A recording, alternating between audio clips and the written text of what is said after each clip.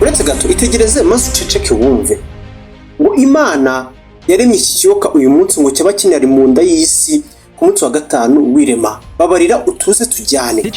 Mbese wari ubizi ko Bibiliya ivuga ko mu itangiriro hariho ibi biyoka bibiri, ikigabo n'ikigore? Mwese ngo muzi ko Abisiraheli mu butayu ubwo Mose cyangwa se Musa yabajyanaga mu gihugu cy'isezerano ngo Imana yabagaburiye manu. Ariko ngo itonde gato nguha amakuru. Bibiliya ivuga ko ibi biyoka Imana yabiremye ku munsi wa gatanu, ndetse ko byabaga munsi mu nyanja hasi cyane. Maze ubwo Imana yatabaraga Abisiraheli bageze ku nyanja itukura, ubwo Mose cyangwa se Musa ubwo yatandukanyaga mo inyanja kabiri ngo bambuke, ngo iki gihe ibinyamaswa byo mu nyanja byinshi byahasize ubuzima. Ibinyamaswa byari inkazi, harimo na kimwe muri iki kiyoka cyangwa se muri ibi biyoka byari bibiri. Wibuke neza niko twatangiye tuvuga. Nakubwiye ngo urumirwa. Yaragishwanyaguje igishwanyaguza umutwe, ubundi ngo Abisiraheli mu butayu icyo gihe barya inyama. Ibyo pasiteri yabigusomera gake niba binanditsemo. Uretse hajya Bibiliya ntivuga ko Abisiraheli banariye inyamara, nubwo bivuga ko Imana yarakaye icyo gihe. Bibiliya ivuga ko ku munsi w'imperuka ikiyoka kindi muri ibi bibiri cyo cyasigaye ku isi, n'uyu munsi ngo gishobora kuba kinahari, ngo cyarokotse, gishobora kuba kiri mu nda y'isi mu nyanja hasi. Ngo iby'iki kiyoka bizasobanuka ku munsi w'imperuka. Bibiliya ivuga ko ikindi kiyoka muri ibi bibiri cyasigaye ku isi cyo cyarokotse, iby'inkoni ya Mose, ngo yaba izakirimbura n'Imana. Ikibazo cy'amatsiko, ikiyoka cya kabiri cyaba kiri hehe? Mbega hehe? Abantu batekereza ibiki kuri iyi ngingo? Ko bivuga ko kizamutse hejuru nta muntu wakirokoka, ibiteganywa ni ibihe? Bibiliya ivuga iki kuri ibi bintu? Reka mbikubwire neza rero bana nanjye nguha amakuru. Leviathan niryo zina ry'inzoka.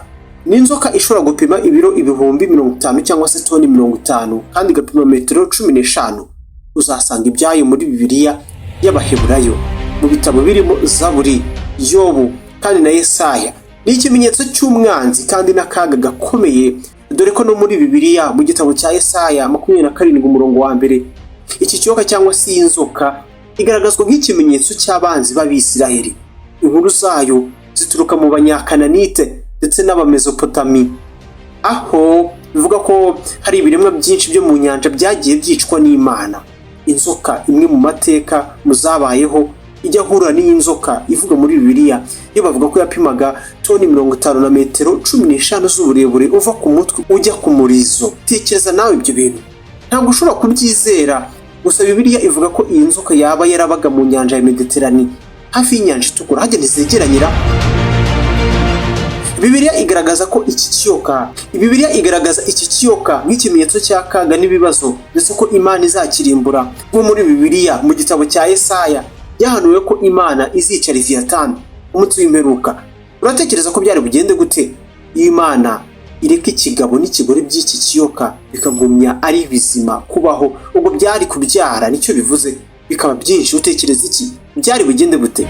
Haba hari ibindi biremwa bidasanzwe n'inkuru zibyerekeyeho twaba benshi tudafite amakuru n'amake?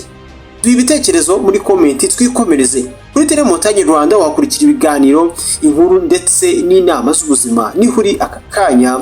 Ubu twizera ko ibyo byose biri mu bintu dukenera by'ibanze bidufasha kuba muri iyi si itoroshye, tukayibamo tujyana n'ibihe, tujyana n'ibigezweho. Menya byinshi kubera mu isi rero ukurikira Telemontagne Rwanda. Ntibagirwe kureba ahagana munsi y'iyi video ahantu handitse ijambo subscribe, aho niho kandi ukajya ubona amakuru nk'aya ngaya y'ibintu by'ibitangaza mu gihe kizaza mu buryo bukoroheye. Nitwa Samuel Mugisha, tuzasubira ubutaha. Wowe ntujye kureba Telemontagne Rwanda, kora subscribe.